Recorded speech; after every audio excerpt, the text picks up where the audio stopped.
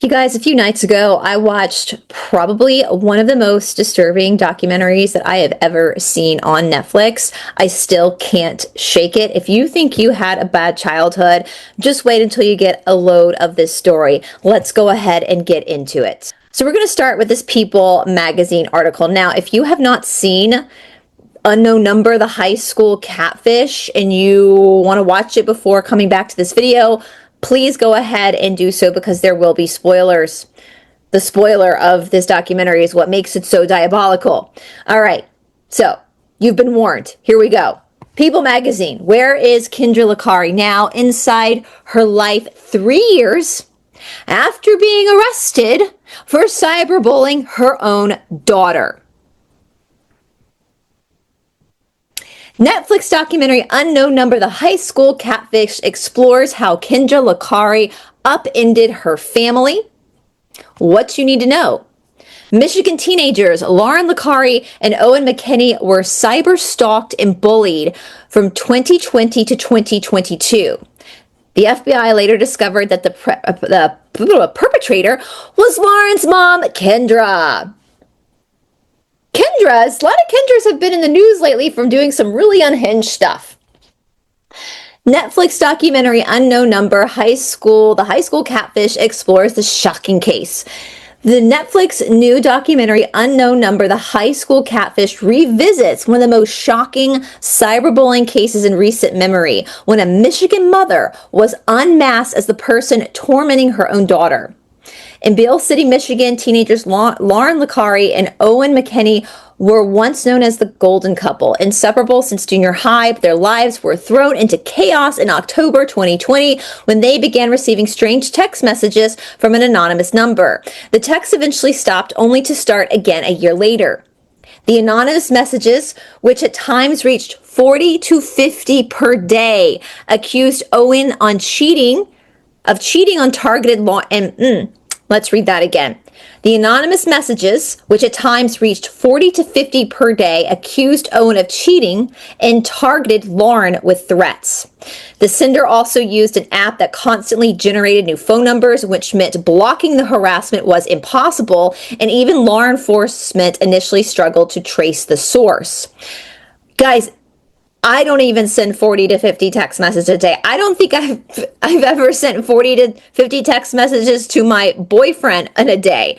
This is wild. And these are children. Like, I think they started dating in like the 7th grade. Like, these are babies. The bullying stretched on for about 2 years until the FBI cracked the case. The culprit turned out to be none other than Lauren's own mother, Kendra Licari, who was arrested in December of 2022. So where is Kendra Licari now? Here's everything to know about the Michigan mother and her relationship with her daughter Lauren Licari today. Who is Kendra? Before her arrest, Kendra, who was born in August of 1980 per the Michigan Department of Corrections, lived a seemingly ordinary life in Beale City. I hope I'm saying that right. She was married to her husband, Sean, and she coached their daughter, Lauren, in sports like basketball, baseball. She worked in the IT department at Ferris State University per The Cut. Now, we're going to look at The Cut article in a minute, you guys, because The Cut article apparently gets way deeper into this case, which is why I decided to do. It's because of The Cut article that I actually decided to talk more about this very disturbing documentary that really messed my head up. Meanwhile, her closest friends included her cousin, Melissa Perry, and Laura's boyfriend's mom, Jill McKinney. Okay, we're going to get into that relationship in The Cut article, so hold that thought. This is just an overview of what, I mean, the Netflix documentary was diabolical, and then you hear about The Cut article, and you're like, it gets worse. There's so much Netflix left out. We were pretty close growing up. She was fun, outgoing, the life of the party. She does like attention, I think, Perry said in the Netflix documentary, adding, as far as being a good person, she was. Then in 2021, Kendra suddenly changed, according to her family and friends. This coincided with the time that she quit her job at Ferris State after being placed on a performance improvement plan, according to The Cut. However, she didn't tell her loved ones about losing her role, instead maintaining that she was working from home and feigning work calls. She was more introverted, didn't reach out as much, I guess more self-absorbed too, maybe Perry said in the documentary. Why did Kendra Licari catfish her own daughter? Lauren and Owen first began receiving strange text messages from an unknown number in October of 2020. These early messages were sporadic and relatively mild, making Laura and Owen think it was simply a prank. Kendra has denied being behind the original messages. The government says differently with their research. She later said in the documentary that she only started sending texts to Lauren and Owen 11 months later in an attempt to identify the person responsible for the first harassment incident. I was sending messages in the hopes that they might send back asking, is this so-and-so? I started with the thought we need some answers, and then it just kept going, Kendra said in the unknown number, the high school catfish. From October 13th, 2021 to February 20th, 2022, Kendra carried out a harassment campaign against Lauren and Owen, per NBC News. The teens were bombarded with as many as 40 to 50 text messages a day, many of which contained threats and especially explicit content. That's what's crazy. To cover her tracks, Kendra used apps that generated new phone numbers each time, making it impossible for Lauren and Owen to block the harassment and difficult for the police to trace the source. Kendra has claimed that suppressed childhood trauma led her to harass Lauren and Owen. As Lauren started getting older, I had things that were suppressed come forward. A lot of it was previous trauma that started to resurface and I didn't know how to handle. When I was 17, I was RAPD'd, and as my daughter was hitting those teenage years, I got scared, she said in the documentary. I wanted to try to control the outcome of her journey. I was afraid of letting her grow up. I was scared of what could happen to her, Kendra continued. How did Kendra get caught? The cyber stalking case eventually reached the FBI, who subpoenaed the app's company phone records and carefully analyzed every number that the sender had used. The sender too.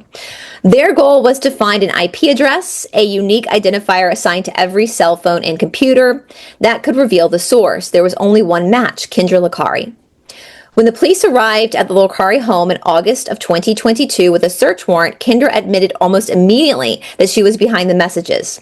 Unknown number, the high school catfish includes footage of the confrontation, showing Lauren in disbelief and her family visibly furious upon learning the truth. This might not be completely true, according to the Cut article, which we're going to get to, because apparently Lauren was actually suspicious of her mother, which is crazy. Jesus. I mean, this is a child. Kendra was arrested in December 2022 and charged with 2 counts of stalking a minor and 2 counts of communicating with another to commit a crime, per NBC News. In March of 2023, she pled guilty to the 2 counts of stalking, and a month later, she was sentenced to serve 19 months to 5 years in prison. Are Kendra and Sean still married? In the aftermath of her crime, Sean divorced Kendra and won full custody of Lauren. I just can't believe she would do something like that to her daughter that supposedly she loved dearly, he said in this documentary. Just makes me sick. She stabbed me in the heart, shot me in the heart, and threw it away. Where is Kendra now? Kendra was released on parole on August 8th of 2024 and will remain under supervision until February of 2026, according to the Michigan Department of Corrections. She and Lauren are currently not permitted to see each other. It's been about 1.5 years since I've seen her, Kendra said in the Netflix documentary. We both know that we're with each other no matter what. I definitely think we can have a healthy relationship. I know we both hold that bond that we have close. As for Lauren, she wants to see her mother when the time is right and hopes Kendra can get the help she needs now that she's out of prison. Being without a relationship is really hurting me. I think rebuilding our relationship will help both of us a lot. I love her more than anything, Lauren added. All right, you guys, so that's a brief overview. Now, we're going to take a little bit of a moment to go to the article from The Cut, which is part of the New York Times, I believe. I actually paid $1 to read this article. I typically don't read The Cut, but I really wanted to see the full extent of this article just because of everybody talking about it and how much was exposed in the article versus what was exposed in the what was exposed in the documentary was bad enough, as I said. This just makes it even worse. I mean, some of the stuff that she says in these text messages, I want to reiterate that this is a child. This starts, like late middle school? This is a child. Like, half of the stuff she says in here is not appropriate. I don't know if I would have even known what she was talking about in these text messages when I was Lauren and Owen's age. And it does seem, even in the documentary, you do get kind of this creepy feeling that Kendra, Lauren's mother, is like obsessed with Owen, her boyfriend, which again, these are children. Children. Kendra is 3 years older than me. I was born in 1983. These are children. So this is weird. Okay, so let's look at the cut article. I might have to change some words around because of YouTube's standard community guidelines. If you're watching on screen, you'll be able to see the words that I'm changing. So you'll see what the real word is. But if you're listening in the car, which I know a lot of you guys do, I do that too when I'm in my car, I listen to YouTube. So you'll probably know the word just by the context of the sentence. So here we go. Who was cyberbullying Kendra Licari's teenage daughter? Parents and school officials were stumped. The culprit was under their noses the whole time. By Lauren Smiley. Now, I understand they actually, in this article, so this article was written before the Netflix documentary came out, so they did change Lauren's name. They used the name Ashley instead of Lauren. Now, they use Owen's name. I don't know if it's because it's Ashley's mother and these are minors. Owen was also a minor too, but they used his real name, but Ashley is Lauren. Okay, that's the child. I'm not going to try to say Lauren because I might get confused between Ashley and Lauren, but just know that's the same person. So here we go. One afternoon in January of 2022, the parents of two freshmen at Beale City High School in Central Michigan gathered in the principal's office.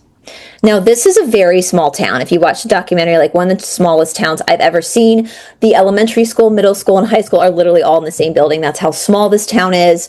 So, which I think makes it 10 times worse for the kids because everybody knows everybody. You know, that's the beauty of living in a city is you can kind of hide in a city. People don't care.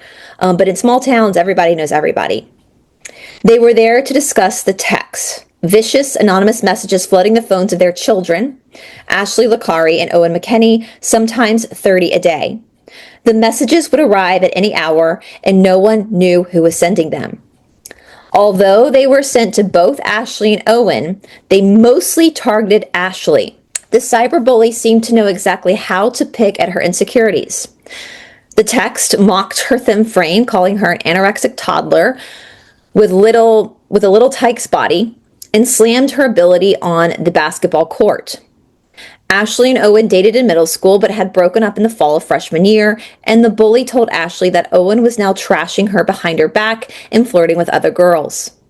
The bully described in detail the schmessual moves they would do with him, like that they were actually in this relationship, this inappropriate, intimate relationship. So the person sending these anonymous texts to this child, this freshman in high school, that this person sending these text messages having a intimate relationship with her ex-boyfriend. There are all these things describing to Ashley, the sender of this text, all of these things that the sender of the text was doing in the bedroom with her ex-boyfriend, who is also a child, a freshman in high school.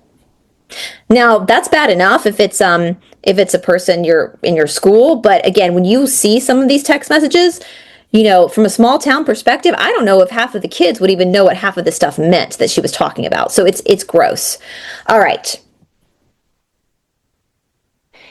One message included a homecoming photo with a vomiting emoji pasted over her head with the words skank and hoe plastered in red on her body. In a group thread, the texter would also text him at the same time, like in a group thread, asked Owen to help take Ashley down and told her that Owen had said his life would be better if you were unalived and no one will care if you were gone. At the meeting, Ashley's mother, Kendra Licari, couldn't stop crying. The superintendent and sheriff were there too, but Owen's mother, Jill McKinney, did much of the talking. She hoisted hundreds of pages of text transcripts from a Staples box and passed them around. The sheriff thumbed through the pages. Ashley sometimes text back back feistily, but at other points she would plead, I honestly cannot take any more and will do anything you want if you please make it stop. The texters seemed to know a lot about Ashley and Owen were doing at school. They knew what shirt Ashley was wearing on any given day and how many basketball points she had scored. LMFAO, 2 points, you suck. The bully knew Owen had removed the phone case Ashley had given him as a gift, and they tracked his whereabouts in class. Owen sitting by me in history. Okay, something that's short for sorry. Okay, so Owen sitting by me in history. Sorry, not sorry. We fucking taking you down, bitch.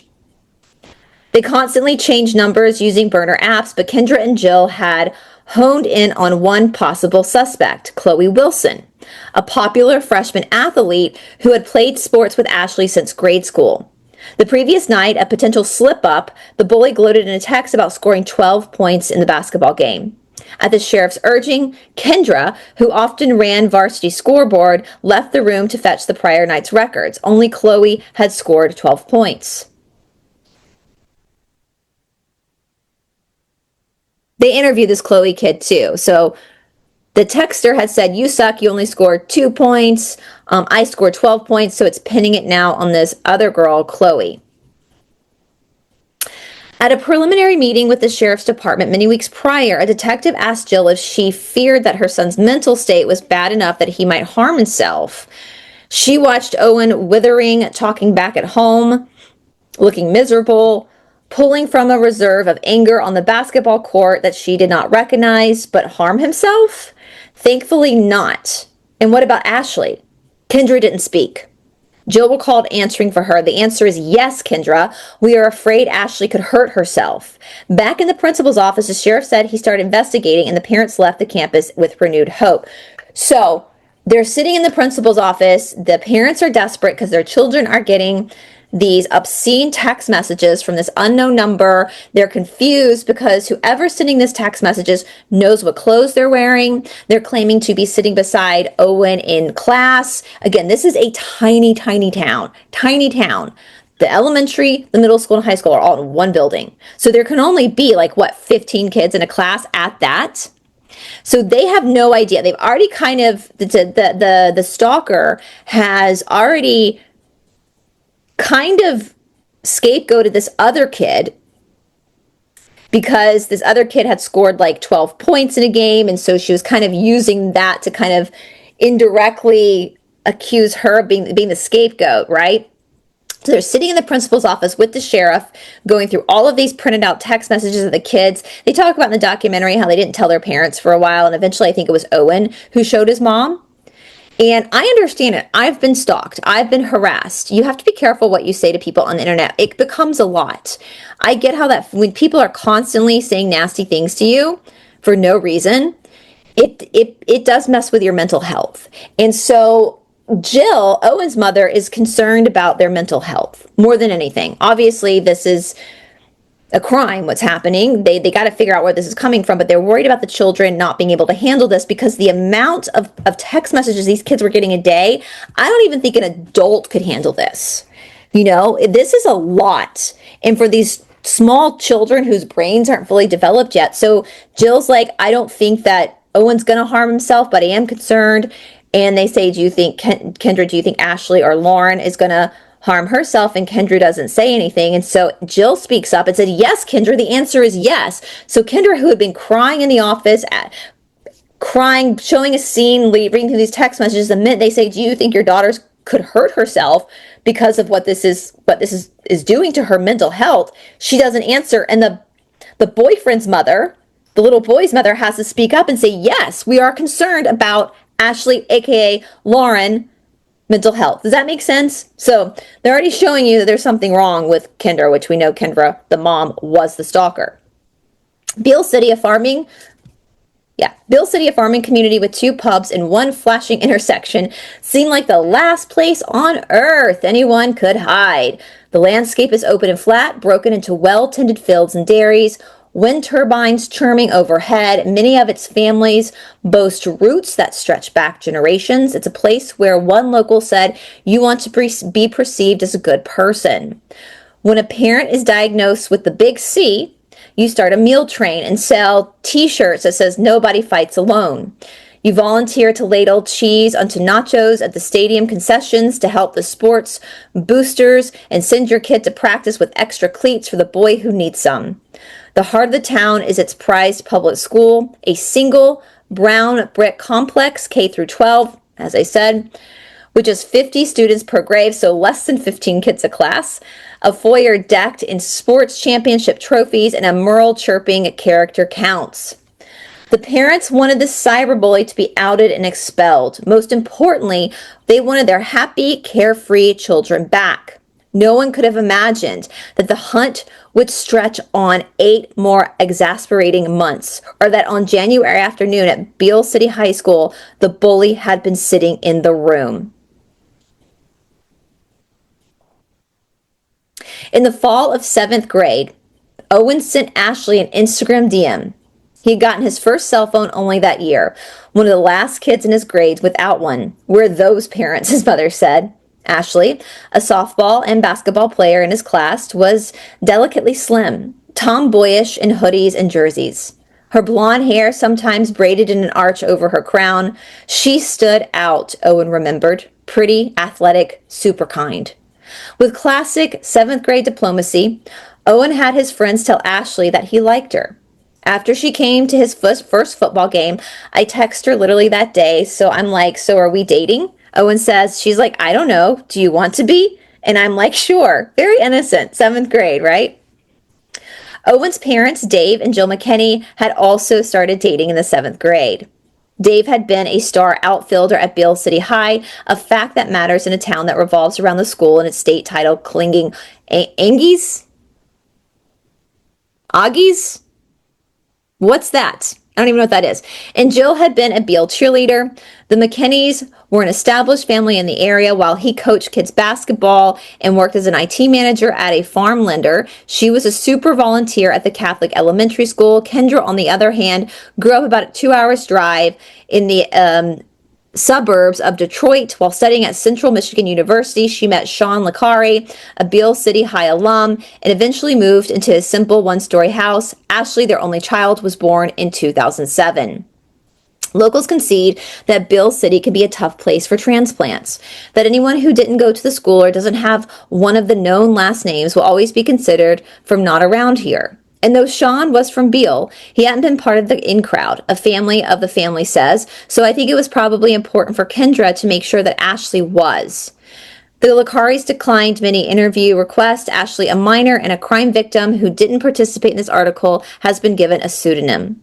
A former high school basketball player, Kendra coached her daughter's travel softball team in elementary school and later middle school hoops. She splurged to join the spring break caravan of Beale families that flock south to rent condos on the Florida or Alabama coast. So that makes sense, right? So I get that with small towns, yeah? I have never lived in a town this small. I mean, this is tiny, tiny, tiny. So you do have in these small towns kind of, I don't want to say like a mafia, but it's like this like hierarchy of people who've been around since the beginning, the development, and these families are known and they socialize with each other. And again, this is a tiny town. So it's got two bars and like one stoplight. Everybody knows everybody. It's a farming community. I'm sure I can imagine looking at some of these kids. There's probably a little bit of wealth in this town. And so you've got Kendra, this woman who is from Detroit. She meets Sean at college, university. He's from this town, but Sean is not what they're saying. He's not from one of the it families of this small town. So he was kind of maybe an outsider himself or a wrong side of the tracks kind of kid. I liked her dad in the documentary. And so when it was hard enough for him being in this town because he was not considered one of the in crowds, but then he brings this wife back to this town and she's an outsider. She's from Detroit. You know, and this is definitely a town I can see, even though Kendra allegedly worked for a while, you know, in these small towns, it does revolve around your children. It does revolve around, you know, Friday Night Lights. It revolves around the schools, and that's where a lot of social activities are held. And so I think Kendra coming into this tiny town, sometimes tiny towns can feel more suffocating than a city like Detroit, you know? That's why I prefer living in a city, to be honest with you guys, is because you have more privacy in a city. I know that sounds strange because you're surrounded by people, but because of that, nobody really cares, right? Everybody, there's so many people here and there's so much stuff always going on that no one really cares. But in a small town, everybody knows everybody. Anytime you do something, it's local gossip. And so Kendra's trying to fit into this town where she already doesn't fit into because she's an outsider. Her husband's from this town, but he was never looked at as one of the it families. So she's really trying hard. She started coaching. A lot of the moms do, volunteer at the school. They become a part of the booster club, the PTA. So she's coaching her daughter's sporting events, trying to really almost like she's living vicariously through her daughter, but I think she's trying to establish herself through her daughter. Okay, does that make sense? Let me know if that doesn't make sense. While Ashley was on the quieter side, her friends knew Kendra as the cool mom. I'm the cool mom. At school events, she would approach a gaggle of students to gossip. Through softball, Ashley had befriended Paige and Natalie Antcliffe, fraternal twins 3 years older from a longtime Beale City family. And they filmed Kendra crossing her eyes, dancing at Sir Mix-a-Lot, cartwheeling down a hotel hallway on tournament weekends. To onlookers, it was clear that Ashley and Kendra were at the center of each other's lives. But by junior high, people observed that Kendra would brag about Ashley's daughter to the point of annoyance of other parents. Everything was Ashley softball, Ashley school, Ashley this, Ashley that, says one. After Ashley started dating Owen, her mother came along too. At every opportunity, Kendra would ask them to wrap their arms around each other for a photo, which Ashley would turn into a present for Owen, like a personalized phone case. When they hung out at the Lacaris, Kendra would chime in, "Why don't you just go jump on the trampoline, take a spin in Ashley's Ranger utility vehicle?" Kendra talked about the kids, Jill said, like they were going to be together forever. Once Paige saw Kendra take Ashley's phone and read her daughter's text with Owen. Then as Kendra typed out a reply, "I love you." My mom has never done that. When the fancy flu sent students home in the spring of the 7th grade, the Lacaris joined the McKinney's pandemic bubble for dinners and bonfires. Owen was a talented Little League pitcher, and over the summer, the families traveled as a group on their children's tournament weekends and camped together. In 8th grade, Kendra signed up to coach Owen's track team. So the little 8th grade, you're like, what, 13, 14 years old? So the mother of your little 13-year-old son's girlfriend is signing up to coach your son's track team. That's weird. That's weird. And for those who maybe live in different countries or are from a big city, this happens a lot in small towns where the parents will coach. I think my mom coached my sister's soccer team once, and my mother never played soccer. This is just how this works, right? So yeah, so Kendra signed up to be Owen's track team coach, becoming, he says, like a second mom. A regular spectator at Owen's matches, she drove Ashley 3 hours across Michigan to watch one of his championship games. Now, this might be normal, if you were in college or university or maybe even high school, but for middle school, to drive 3 hours to watch your middle school boyfriend in a championship, that's a little weird. That's a little weird. Once Kendra even suggested turning Owen's tournament in Florida into a Lacari family vacation, to which Jill had gently said no. That's weird. Even so, okay, how would this be reversed? Let's say the father of the little 13-year-old son became obsessed with the 13-year-old son's 13-year-old girlfriend and was signing up to coach her track team or trying to take his family on a Florida vacation so that he could see her compete in a championship. You guys see, this would not have ended the same way, right? Even so, the McKinneys didn't feel anything was amiss. The family's whole life was just watching Ashley play sports, Jill said, and Owen seemed an extension of that. Dave saw Kendra's intentions as harmlessly basic. She wanted to belong. A few weeks after they started dating, the first let's start that again. A few weeks after they started dating, the first anonymous text hit Owen and Ashley's phones. And today's video is sponsored by a small online business that is female run called Fusion Body Studio. This is your at-home fitness boutique. Like seriously, guys, anything that you could ever want is here on Fusion Body Studio, especially for those of you who are maybe a little bit shy about going to the gym or going to a yoga studio. You can do all of this stuff in the comfort of your own home with a bunch of master teachers, including myself. So there are two prices for Fusion Body Studio. For those of you who just want the opportunity to have an exercise platform at home and nothing else, it's only $25 a month, which is literally the price of a yoga drop-in. If you want a little bit more, like you want to do the workshops and have more of a deeper understanding into movements as a whole, it's $40 a month, because then you get the workshops too on top of the exercises.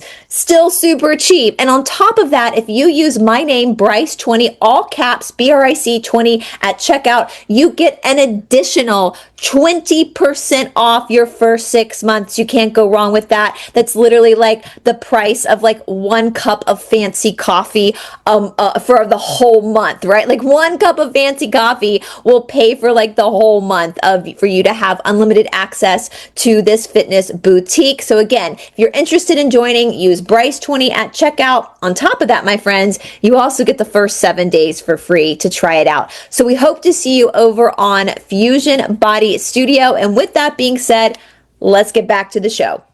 The jarring message said that Ashley wasn't invited to the annual Halloween party theme thrown by Chloe Wilson's mother, Tammy, a Beale City headliner event, complete with an elaborate haunted trail through her acreage. Owen showed the text to his parents, who shrugged them off. It must be some kid who just wanted them to break up. So you have this little kid. They talk about this in the documentary. If you're not from a small town, this might not make sense to you. So again, you have these it families in this tiny town. Chloe Wilson, who was the one that we saw that she tried to blame for this. Her family is a popular family. They have this very famous Halloween party that the kids are always invited to. It's a big deal. Even though it's geared towards the kids, it's a highlight for the town. Because again, these small towns revolve around children and their social licenses. But Ashley, for some reason, had not been invited. Now, this could have many reasons. It's not maybe that they might have just accidentally not invited her. It could have been something as simple as that. It could be because the mother wasn't from that town and the father was kind of on the outskirts of that town. So they might not have seen her as actually being a town member, right? Even though it's still wrong to do to exclude a child, there could be a very logical reason as to why Ashley wasn't invited, right? Doesn't excuse that she wasn't invited, but it might not be that Chloe like hated Ashley or wanted Owen and Ashley to break up. There could be a more nuance to that. But anyway, so that's what happened. Ashley wasn't invited. They get a text saying that they're gonna, Owen's, they're gonna break. There's gonna be a breakup between them, right? For a year, the text remained silent, and in the fall of 2020, when they were in the 8th grade, Owen and Ashley got more messages. It is obvious he wants me. His attention is constantly on me. Not sure what he told you, but he is coming to the Halloween party, and we are both DTF. So down to do the hokey pokey. This is an 8th grader, like a 13-year-old that's getting this text. He wants nothing to do with you. He thinks you're annoying and an ugly ass bitch and wishes you would leave him the fuck alone. Why do you think he is on his phone all day? Why do you think he is on his phone all the time texting me?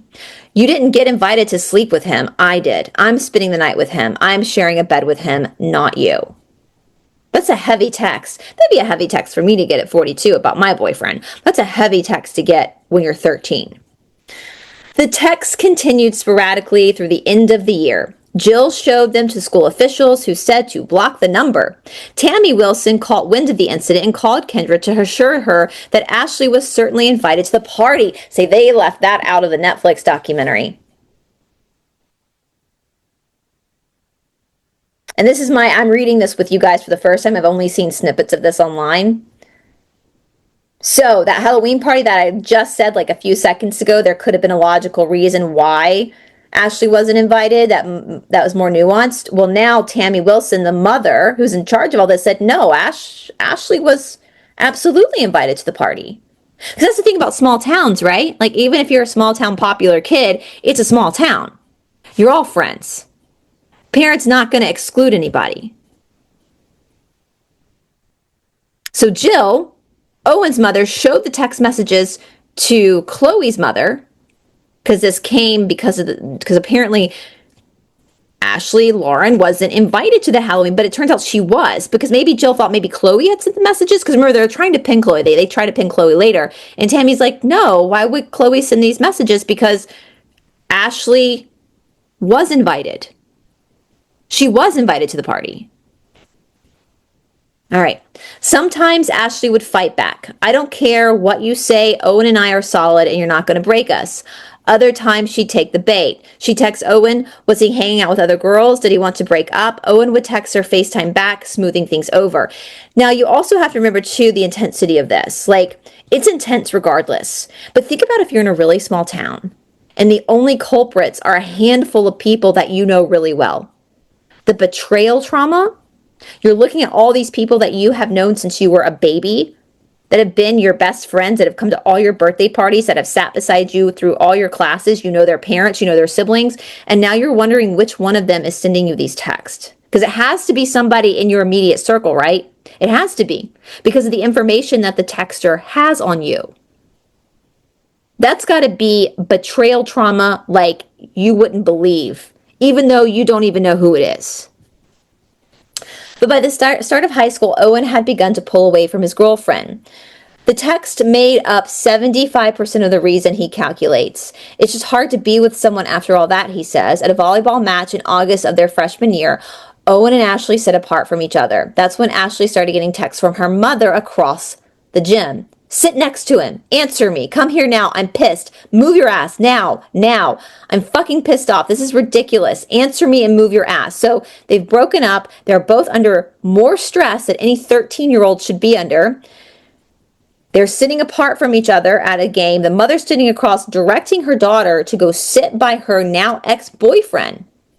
It's crazy. Meanwhile, the anonymous bully was picking up the tempo. Some of the texts seemed to build Ashley and Owen up while also tearing them down. In September, in the lead up to homecoming dance, the bully claimed that only one of them will be voted onto homecoming court. Could this be the end of AKA golden couple, with the relationship everyone idolizes? On another day, you're the definition of a perfect couple and will be the forever couple that gets married. Some of us don't want to hear it anymore. Owen and Ashley went to the homecoming dance together, but in early November, he called Ashley and asked to break up. He said he was sick of fighting and the texting had driven down the trust. Ashley, he remembers, asked whether they could just take a break. Both cried. To Owen, breaking up was also tactical. He hoped it would satisfy the harasser and they would be left alone. They kept their breakup quiet at school, but in the days after, the cyberbully started to declare victory. He already chose us, not you. He won't be with you this weekend, so don't even ask. Maybe you shouldn't have picked cross country over him. You proved he isn't important to you. We were there, though. You don't get with him in bed. You don't sneak out with him. You fucking dress awful. You fucking dress awful. Ain't no guy want that. This is like a 13, 14-year-old that's receiving these texts. In the weeks that followed, the cyberbullying betrayed an uncanny knowledge of the mundane goings on at school. One morning, before a Friday night football game, they called out Ashley for showing up to class wearing Owen's jersey. 11:44 a.m. WTF. You need to take that shirt off. You are embarrassing him. When girls' basketball season geared up later that November, 3 freshmen moved up to varsity, but Ashley stayed on JV. That's junior varsity for people who are not from America. A senior overheard Kendra saying to students in the hallway that the only reason those girls made varsity was because their parents were friends with the coach. But the bully rubbed it in. You suck at basketball. He ain't dating no suck-ass anorexic, not good enough JV girl. At school, paranoia set in over Ashley. She thought it was one person the whole entire time. Owen says, Chloe Wilson was in many ways Ashley's opposite, muscular with long dark hair and a natural confidence, whether on the volleyball court or in the garage ping pong match. She was one of the freshmen who had moved up to varsity basketball, and the notation that Chloe would be a romantic threat wasn't far-fetched either. Both she and Owen say they didn't have on and off Both she and Owen say they did have on and off crushes on each other that school year. At lunch that fall, Ashley would sit at the same table as Chloe and her friends, a group of popular athletic girls. But Ashley grew afraid, Jill says, that some of these girls were the ones tormenting her. The text often invoked a we all hate you. The girls didn't much want to talk to Ashley either, let alone text her for fear of getting pulled into the drama. So everyone knows now this is going on. Owen too grew vigilant about who he might be listening. Owen too grew vigilant about who might be listening to him, terrified his words would be recycled into taunts, which often claimed to know his thoughts. He didn't want his classmates to see how much the cyberbullying bothered him, like when they called him names like pussy bitch. Jill sensed the fact that the bully seemed female sorry. Jill sensed that the fact that the bully seemed female deepened the shame. I get that. I know, like, the girlies out there who are feminists might not like that having a stalker who's obviously female texting you, PB. I get that, though, because I understand, like, as a female myself, like, I want my boyfriend to feel masculine and protecting, and if I were to say that to him, that would probably hurt his feelings. So I absolutely get that, especially when you're a guy who's in puberty, like you're growing up to be a man, you're trying to find your place as a man, and you got some chick like texting you that. Yeah. He'd always been happy-go-lucky, but now he pled some days to stay home from school. I don't blame him. On November 30th, 2021, Jill saw the news about a 15-year-old near Detroit who had brought a pew-pew to school and schmurdered 4 classmates. She found herself thinking of Owen and Ashley, pushed to their limits. When Jill told Kendra she was going to meet with the sheriff's detective about the bully, she recalls that Kendra didn't hesitate, saying, "I'll meet you there." From certain angles, Kendra resembled a modern-day supermom, a had it together, knew what she was doing kind of person, as a local parent puts it. Kendra was the breadwinner, working for a bank branch supervisor and eventually in human resources at Central Michigan University, while Sean changed oil at a local auto body shop. Sean was a devoted father who took Ashley hunting, cheered her on at games, and coached her teams. But Kendra was the one who kept the family life ticking, overseeing everything from Ashley's schedule to the family's finances. His co-workers at the auto body shop would joke about Kendra being his sugar mama. "We would say Sean couldn't dress himself without her," says one. "It didn't seem like anything malicious. He just let her do it all." In the spring of 2019, when Ashley was in the 6th grade, Kendra got a new job at Ferris State University, a 40-minute drive away. The role was on the IT service team as a specialist in cell phones. Specialist in cell phones, interesting, right? And she told her family that it came with a huge salary bump. A few months into the job, during the fall that Ashley and Owen started dating, the family upgraded to a 4-bedroom, rustic chic log cabin in the woods, which Sean called his dream home. Among themselves, locals started to speculate something was off.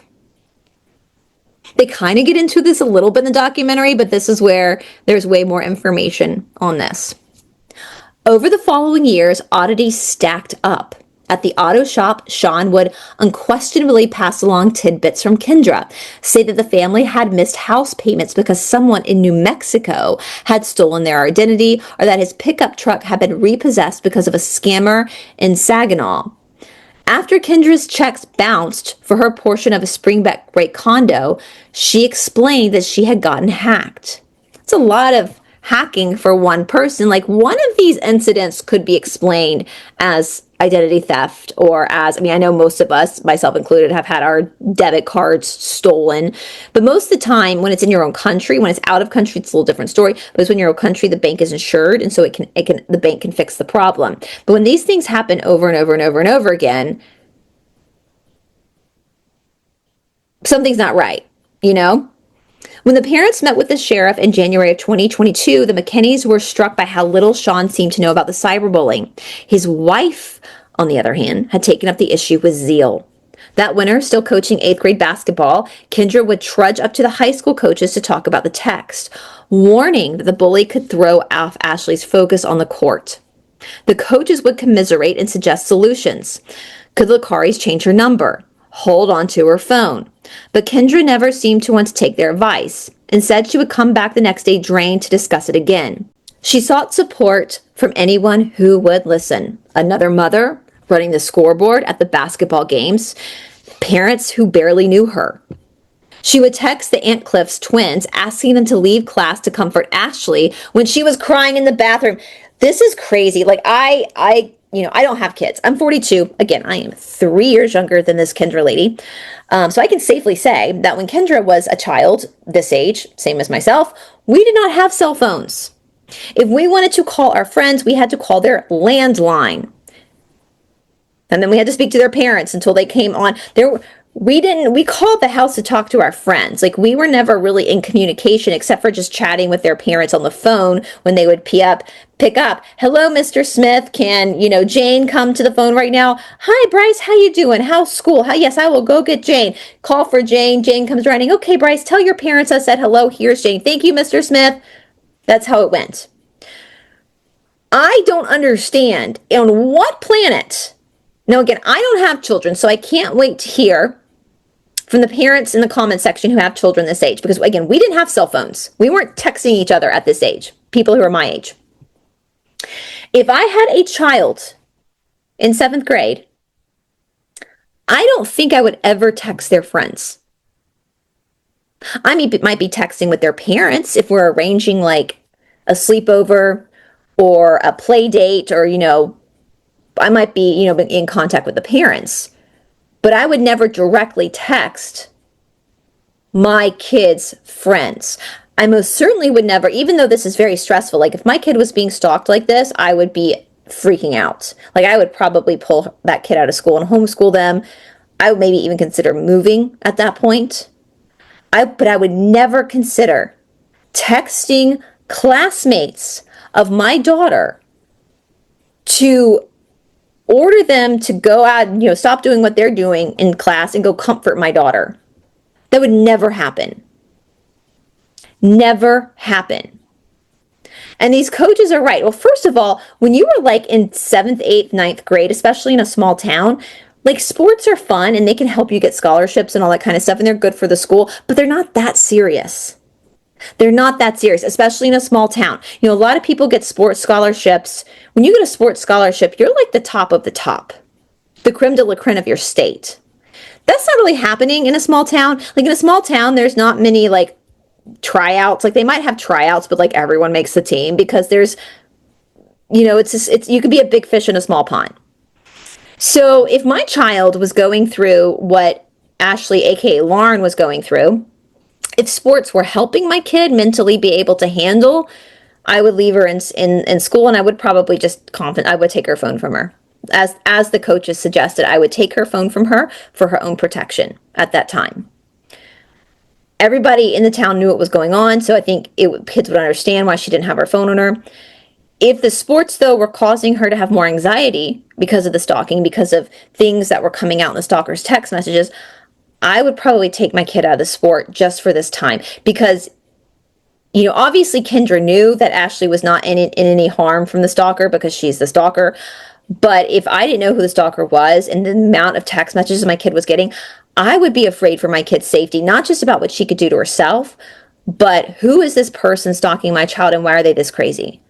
I would definitely be more, I don't care if my kid hated me and wanted to go to school. I would homeschool her at that point until the cops could figure out who was doing this. This is scary. So the fact that Kendra, according to this article, is basically making this whole saga about herself and using it to contact other children. Now, again, these are children. These are 13, 14-year-old kids. So Ashley, aka Lauren, was born in 2007. So yeah, 2020, she'd be 13. 2021, she would be 14. In 2021, I was 38.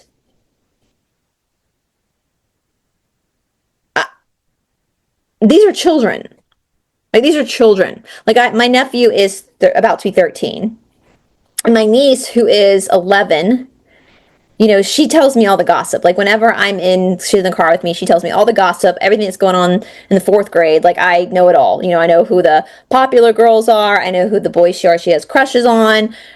And I talk to her about it. We chit chat about it, but I'm not going to go, I don't know what these kids look like. Right? Like this is weird. I'm not going to be that invested to the point where I'm getting caught up in teenage drama because I'm a grown up. I'm going to protect my kid. I'm going to protect my nieces and nephews as a grown up. My job is not to be their friend. My job is to be their aunt. If I was a parent, my job is to be their parent. So this is especially this last sign, weird. Students would sometimes see Kendra parked in the school lot in the middle of the day. She told people she worked for Ferris State from home and often showed up wearing the university's gear. In the hallways one day, Kendra told Owen's younger sister, Macy, that the bully had insulted Ashley's shirt, so she was bringing a change of clothes. Another time, Kendra saw Natalie Antcliffe in the parking lot and confided that it had taken hours for Ashley to get dressed that morning, that she was anxious about her performance at games because she expected to become fodder for bullying. Natalie gave Kendra a hug, assuring her that the culprit would eventually be caught. This is a child. Natalie is a 13, 14-year-old child giving a grown-ass woman a hug to comfort her over a bullying incident that Kendra is causing. After their children broke up, Dave McKinney had sent Kendra a long consolatory message. I don't think this means we can't still have get-togethers. As it happened, the escalating text gave them an urgent reason to keep talking. At Owen's basketball games, Kendra still sat by Jill, sometimes prodding her reluctant daughter to show Jill the latest text. On nights when the taunts were particularly vicious, Jill texts Kendra to check on Ashley in her bedroom. Other nights, the two mothers called each other, strategizing about their sleuthing. Jill, since Kendra was still upset about the breakup, Kendra would ask if Jill thought their children would get back together if the breakup was just because of the bully. These are teenagers. They're probably not going to get married. On their calls, Kendra and Jill would circle the possibility that Chloe was behind the text.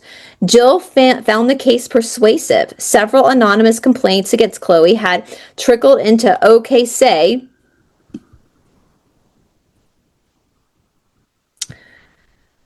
So if you're from Michigan, let us know about this. OK to say, OK number 2 say. The state's tip line for potential threats to students. One in middle school about yelling at a teammate on the court. Another that year about Owen helping her during a test in computer class. Chloe often said bruh, so did the texter. Chloe's father was a police sergeant. The texter mentioned they had cops to defend them.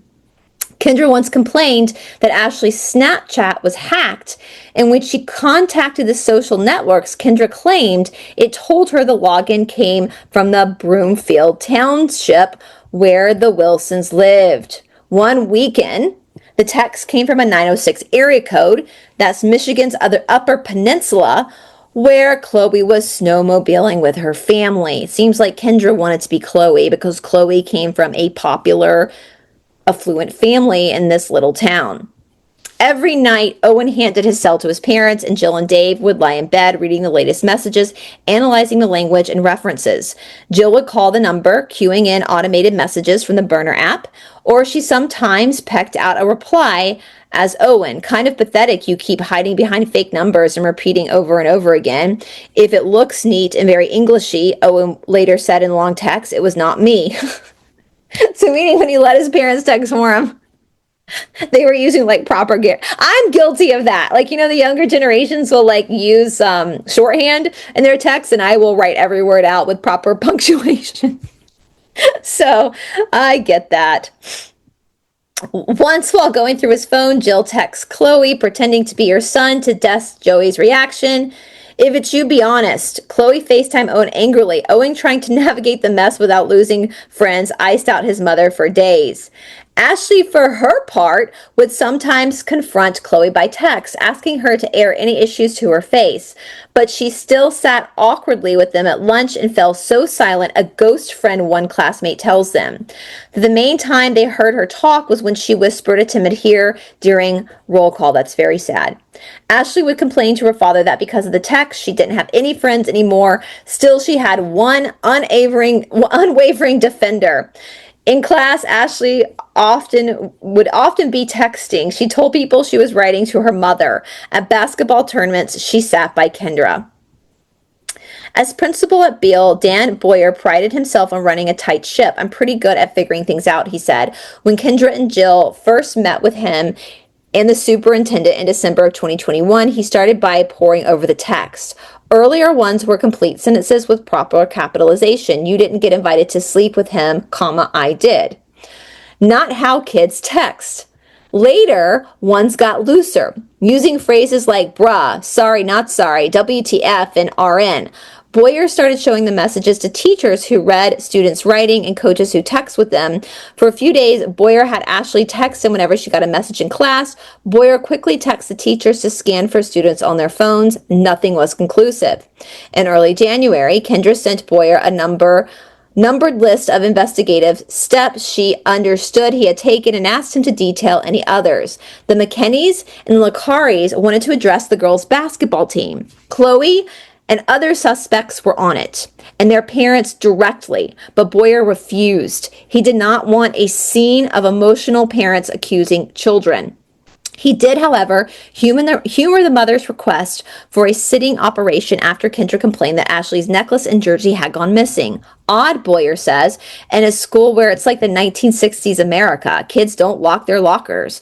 During basketball practice, Ashley's shoes were placed in Beale's sports foyer under surveillance cameras, and Boyer emailed Kendra like a cop at a stakeout. We were all set to track the shoes. The shoes sat untouched for hours until a custodian put them in the lost and found. Still, in reviewing footage from the gymnasium, one thing did grab Boyer's attention. During practice, Coach Kendra was often head down on her phone. She usually carried two. One she said was for work and one personal. Again and again, a tug of war ensued between the school and the parents about the power they had over the children's phones.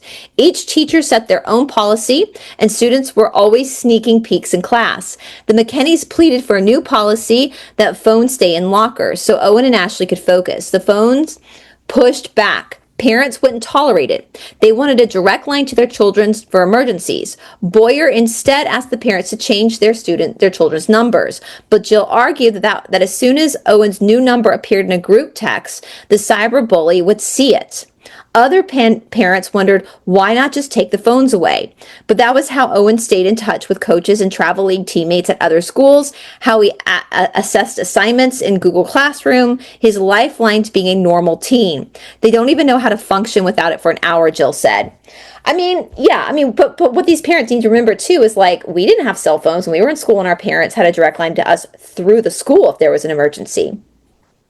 Each experiment failed to bring in a lead, so the school brought in Sheriff Michael Maine.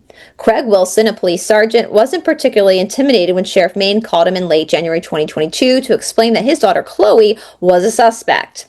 I said, if Chloe is doing this, we've severely missed something as parents. Really, when did his daughter have time to be a prolific harasser, going from class to sports to homework to bed? What was in it for her? And even though that's his daughter, like, that's the police mind. Like, what's the motive? What's the motive here? When Craig and his wife Tammy confronted Chloe, she was tearful, insisting that she had done nothing wrong.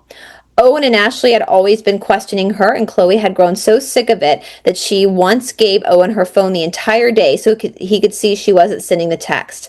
Now, Chloe handed her phone to a father who had a cop colleague download its contents. It came up clean. In a meeting, the sheriff showed the Wilson pages of messages from the bully that Kendra had sent to him. Some texts included screenshots of Snapchat DNA exchanges with someone named Chloe. Chloe said she'd never seen those. Someone had created a ghost Snapchat account to impersonate her. She showed her father how easy that was to do. Chloe recognized other words as hers, though, portions of her chats with Owen, which she screen recorded and sent to Ashley to prove they weren't flirting. Screenshotted bits of these exchanges were now, confusingly, also part of the bully's messages. I feel sorry for Chloe. Honestly, I do. Craig wasn't officially on the case as a cop. Sheriff Maine was handling it, but he wanted the truth fast. He and Tammy had a hunch, added up, that weird texting in middle school about how Ashley wasn't invited to their Halloween party, Kendra's resentment of Chloe moving to varsity, a trivial incident at a basketball tournament years earlier when Tammy and another mother had searched for a sticky mat for what felt like an eternity while Kendra stayed mum, only revealing she had stowed it in the equipment room after parents threatened to look at surveillance tapes. In early February, Craig texts the sheriff, "Honestly, Mike, I don't know if you know Kendra or not, but you really need to be cautious. There's a pretty good part of me that thinks she may very well be doing this." Instead, as winter turned to spring, the sheriff dragged 10 high schoolers whose names had come up in the investigation or in text into the school office for questioning one by one. Some were Chloe's friends. "Thanks a lot, Mom," Owen sarcastically texted Jill. The bully had even started texting girls Owen was talking to at other schools. One night, Owen yelled at Jill that it was her job as his mother to make the bullying stop. Jill cried in frustration. Everyone was reaching their breaking point. As softball started in the spring, the Aunt Cliff twins would see Ashley crying on the bus to games. Kendra would sometimes send them screenshots of the bully's text, like the one that said, "All our lives would be better if you were not here." Natalie and Aunt Cliff worried every time Kendra would text or call that it would be the text or the call saying that Ashley had tried to herself. How much can a little girl take? Natalie thought it was Chloe. Everyone thought that, she says, but also thought it was crazy for any teen to keep a secret this long. I feel so bad for Chloe. Chloe is also a victim in this. Whatever squabble the girls had at school, they still sat together at lunch. Like, this is normal kid stuff. But for a mom to get this involved and for a mom to be this jealous of a little girl and to be this obsessed with a little boy, I want the psychological analysis of this mother. Meanwhile, Chloe felt herself wilting under suspicion. "This isn't trying to sound cocky," she said, "but before the accusations, I just felt like a lot of people liked me." The children she coached at volleyball camp, upperclassmen on her teams, coaches, Chloe tried to keep a confident front at school, but when she got home, she closed the door for her room to cry. Yeah, Chloe is a victim. They interview Chloe a little bit in this documentary. She is absolutely just as much a victim of this bully as Owen and Ashley. The mental stress and strain Chloe must have been under to have everybody looking at her like she's doing this when she's not is wild. And I hope Chloe is getting some therapy, and I hope she is okay. Tammy and Craig Wilson weren't alone in doubting Kendra. Little by little, people around town had started whispering about her, about the attention she seemed to constantly seek. Another parent, flipping through the pages of text with Wilson, concluded, "This is an adult. I wouldn't put it past Kendra." Bill's secretary, Diane Fussman, told Principal Boyer she suspected her, which Boyer found implausible. "I've always thought she was a little obsessive with her child," Fussman said. "My gut told me that this isn't one of our kids."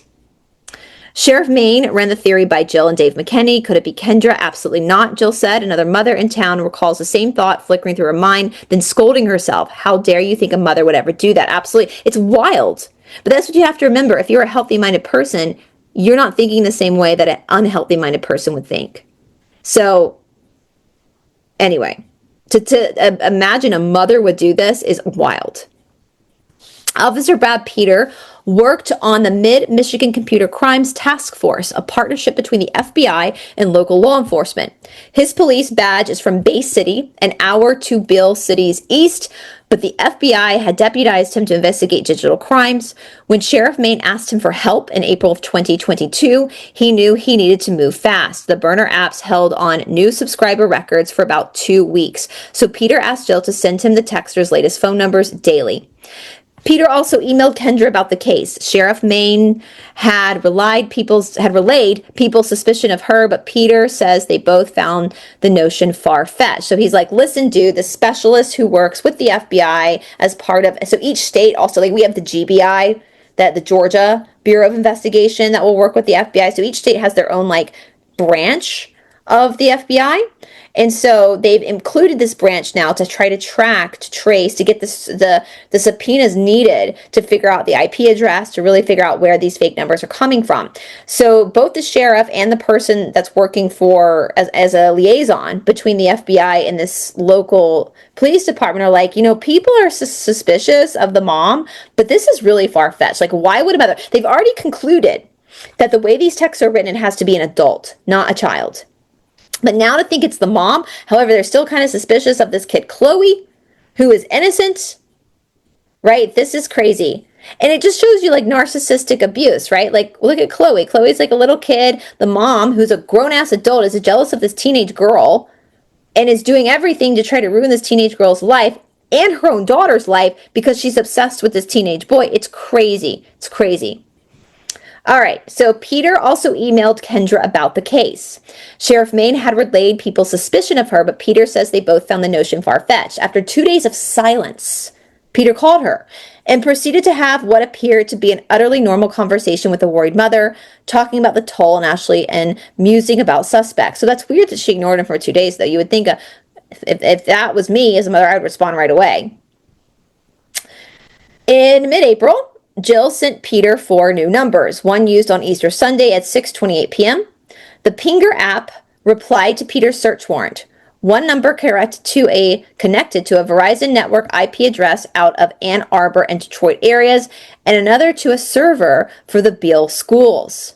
The school had boosted its Wi-Fi into the parking, sorry guys, long article to read. The school had boosted its Wi-Fi into the parking lot since the fancy flu when some students studied in their cars. Peter emailed the school's IT director. I know that it is someone from the school doing this, just can't figure out who. Bill's server logs didn't go back that far, dead end. So again, the Wi-Fi is at the school and they extended its reach to the parking lot so that students could receive the Wi-Fi while doing homework in their car. Gradually, Jill started to pick up on strange signals from Kendra. Months after the breakup, Kendra kept prying into Owen's love interest, asking if he was dating Chloe. Annoyed, Jill firmly told her that they talked about only the bullying going forward. Like, why would a grown-ass mother of your teenage child's ex-girlfriend be interested in your boy's new love interest? Like, this is crazy weird. So I don't blame Jill for being like, no, we're not going to talk about my kid's love life. He's a kid. We're only going to talk about the bullying from here on out. In early May, long after basketball season was over, Dave spotted Kendra's gray Explorer parked near the Catholic church half a block from the school. Inside, Kendra was looking down at her lap. She glanced up at Dave and waved, so Dave is Owen's father. Later that day, unprompted, Kendra brought it up to Jill on the phone. Oh, I'm sure Dave thought I was funny seeing me in the parking lot. She remembers Kendra saying, I drove to Beale to get gas and got coffee, and I spilled it all over me, so I pulled in there to wipe it off. Jill sniffed a lie, but why? Meanwhile, the bully was scraping bottom with nowhere worse to go. Back in November, the bully had told Ashley that Owen said his life would be better if you were unalived. Then half an hour later, they took it back. Sorry, shouldn't have said unalived. That was too far. But in mid-May, there were no apologies. Unalive yourself now, BITCH. The following week, Peter got word from Verizon about those IP addresses, and the bully's number had connected to cover Easter weekend from Ann Arbor and Detroit. Peter opened the drove. Hundreds of phone numbers had connected to those addresses over the next 2 days. He dug in, searching for all the numbers he had from people related to the case, including the parents. One number and only one appeared. 2 months later, in August, Sheriff Maine turned onto a gravel driveway of a beige ranch house. It was Sean's mother's place. As the sheriff drove up, Kendra was hauling out the trash. Maine and a detective step out of the car. They were there to seize Kendra's devices. What happened next is memorialized in the flat procedural voices of the sheriff's investigation log. Maine denied request for an interview. The sheriff handed Kendra a search warrant, saying she was being investigated as the cyberbully. When she denied it, the sheriff told her to be honest. Her number showed up each time and a text was sent. She was infatuated with Owen? Kendra said no. Was she infatuated with Owen? Kendra said no, nothing like that. The sheriff demanded that she explain. Finally, something shifted. Kendra, very uncomfortable, the sheriff wrote, claimed that the initial text did not come from her, but she said she fed off of it and began to send them. She said that a group of kids really was trying to come between Ashley and Owen, but why, Maine asked, did it continue? Stress and financial issues, Kendra said. Ashley was there too, and after the sheriff told her what they found, she dialed her father. A co-worker at the auto shop remembers Sean, red-faced and in shock, stammering, "They think it's Kendra." He raced home in a loaner car. The sheriff interceded him outside, and Sean told him that his wife owned a third phone and had been evasive when he asked about it. The device, a gold iPhone, was nestled in a stack of wood outside. Kendra had stashed it there when the sheriff showed up. That day, the sheriff delivered a second blow. That Kendra, the family's breadwinner, hadn't worked in a year. There was a lot about the family's finances that Kendra had hidden. Her job changed in 2019 when Ashley was in the 6th grade, was in fact the result of Central Michigan University firing her for her performance. The new job at Ferris State had not come with a big wage bump, she claimed, and the collectors were filing suit in court for unpaid utility and insurance bills. Later that fall, when Owen asked Ashley out and the first text arrived, the Licari's one-story house was foreclosed on. Kendra told her family she had sold it. The Licaris moved into the log cabin after entering to a land contract, a way to buy a house, often for those with bad credit, in which buyers pay installments directly to owner. In spring of 2021, Ashley's 8th grade year, Kendra's managers at Ferris State had put her on a performance improvement plan, citing excessive time on non-work texting and calls. She told them she was overwhelmed and stressed out from the fancy flu and sports. The August of Ashley's freshman year, falling short on her performance plan, Kendra quit. Throughout that school year, as the texts rained in all hours, Kendra maintained she was working from home, feigning work calls when Sean was around. According to a family member, whenever he would ask Kendra about anything financial, she would change the subject to the cyberbullying. During Ashley's freshman fall, after a series of excuses from Kendra about PayPal and cashier's checks hiccups, the cabin's owner started the eviction process. In April of 2022, just before the FBI-affiliated task force got involved in the case, the court received a request from the Licaris to delay getting evicted from their cabin. They were weathering unemployment, the letter said. "We don't have any other place to go and are completely terrified of being homeless with our daughter." The court evicted them that month. Kendra told her family that the house's foundation had cracked and they had to move out while it was lifted up for repairs. News of Kendra's confession rippled through Beale. After Owen's football practice, Jill and Dave called both children to the front porch. Owen remained quiet, staring out at the yard in shock and anger. Didn't show a lot of emotions, he said, but on the inside, it was definitely super loud. Paige Antcliffe, getting the call from her boyfriend's mother, broke down in an auto lot where she was getting her first car for college, feeling used. Chloe put her parents on speaker while standing in the friend's kitchen. The girls screamed in relief. After Kendra was arrested in December 2022, a student saw Ashley loading stuff from her locker into a book bag. She finished sophomore year online, alone behind a screen. The following spring, Kendra pled guilty to 2 counts of cyber stalking. After her sentence, Kendra read from a typed page, her voice racked with sobs. "I am sorry for my behavior to Owen McKinney and his family. I am sorry to my beloved Chloe Wilson and her family." Hold on, let me read that again. "I am sorry for my behavior to Owen McKinney and his family. I am sorry for my behavior to Chloe Wilson and her family. I am sorry to my daughter Ashley and to my husband Sean." Kendra continued, explaining that she had now learned through months of counseling that she had a mental illness. She mentioned depression, anxiety, and suppressed childhood trauma from SA and was unaware that I was in crisis for many years. The judge sentenced her to 19 months in prison. Even now, Chloe says, "All I want to know is why she did it." Owen remains puzzled too. Was the bullying an attempt to draw him and Ashley closer together?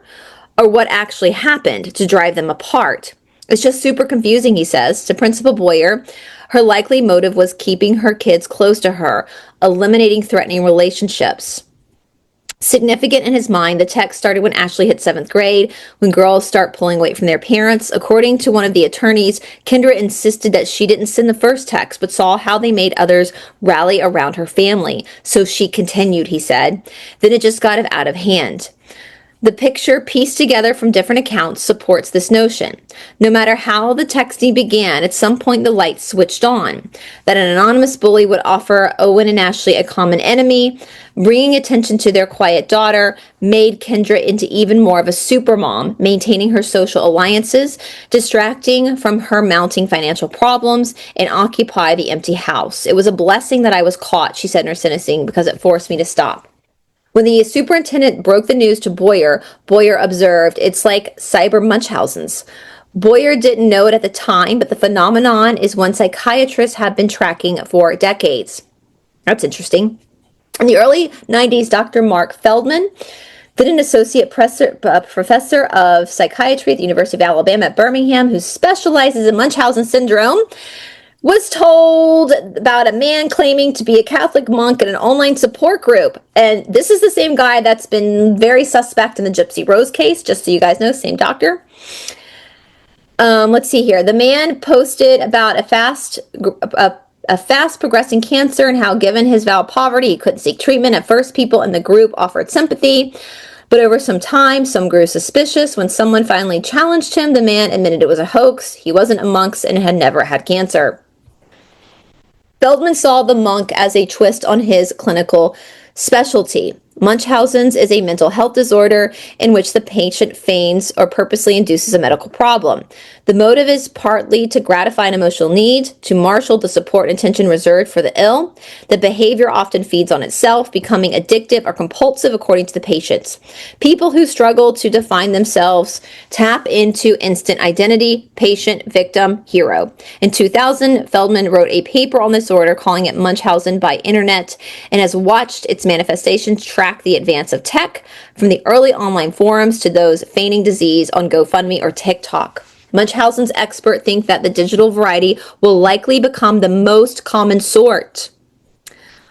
Ruses are easier on the disembodied internet. No one needs to get physically hurt. In 2017, Feldman joined colleagues to study the phenomenon among undergrads. About 2% of the responding college students admitted to bullying themselves under an alias. Wow. And another 2% reported faking an identity to bully a friend online, and then as themselves heroically coming to a friend's defense. Wow. Feldman helped revise the most recent diagnostic and statistical manual of mental disorders to acknowledge that the condition can play out partially or entirely online. Deep in the 2017 study, which was never published, the Alabama researcher predicted where the trend could lead. Parents cyberbullying their own children in the same way that some parents feign illnesses in their child to satisfy their own psychological needs. That's interesting, even though I don't trust Feldman. That is interesting. After Ashley returned to Beale City for her junior year, Owen avoided her. He even felt anger towards her.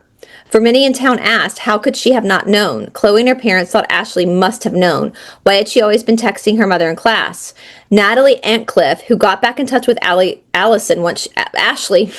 Lauren, once she returned to town, says yes, Ashley had started to consider that her mother could be the bully, but only in the last month before the sheriff showed up. After a mini interview request, Kendra wrote from me in prison. She thanked me for seeking her side of the story and asked, and she'd be ready to talk after her release. Then never replied again. In her email, she said, I do ask that you truly think about the kids, the minor kids that are involved in this situation, including my daughter, who's trying to move forward and has a bright future ahead of herself. These stories are doing additional harm to her. I can handle the pain, but she cannot and does not deserve it. She is moving forward with life and doesn't deserve to be put in the spotlight anymore, or having people thinking her mom is a villain, as that is hard mentally and emotionally for her. I can't get over it. That's misspelled. That's one word. Cannot is one word. And when I was in high school, we would have to write these like weekly essays. And if we had one grammar mistake or spelling mistake, we would get a 0. So I'm really funny about that kind of stuff. Kendra was released late August. Sean had divorced her and received full custody, and she is living with her family in Detroit, reportedly allowed even less contact with her daughter than she was in prison. This May, Ashley, Owen, and Chloe will graduate from Beale City. Chloe Wilson signed a college volleyball deal in the school's trophy-lined foyer. Owen, a senior homecoming king, made a soaring catch in the end zone for a touchdown during the state football final, which he memorialized on Instagram. His younger sister, Macy, still sits with Ashley at lunch with a tacit agreement to never mention the cyberbullying. Oh, that's sweet of her. It would have made a nice ending, but this is the age of true crime content machine. While Kendra was still in prison, Lifetime released a movie loosely based on what happened in Beale titled Mommy Meanest. It stars Lisa Rinna as the Machiavellian brunette mother harassing her daughter. And last year, a crew from Campfire Studios, a glossy Los Angeles-based production company, came to Central Michigan to film. Everyone was like, "Oh, are you talking to them? Are you talking to them?" says one mother. Word around town is that nearly the full cast of the saga sat for interviews, including Kendra, Ashley, and Sean. The Beale City School Board wouldn't let Campfire film on site, so the crew had many sources trek to City Hall, to a nearby town for B-roll. Boyer and the superintendent stood on the sidewalk and chatted like we were talking this through. The documentary is expected to premiere on Netflix this year. Campfire Studios declined to comment, and Netflix did not respond to requests. At the Wilsons' last Halloween party, Tammy dressed as a scarecrow in a prison jumpsuit and a mask of Kendra's mugshot, phone clutching in its garled hands. At one point, she pondered gathering friends in Beale for a big watch party of the documentary. Then she changed her mind. Maybe it would be too emotional to relive this whole thing again. Maybe best, she said, to just watch it as a family. All right, you guys, isn't that wild? Please let me know in the comment section below if you've seen this documentary and your thoughts, and we will talk to you all very, very soon.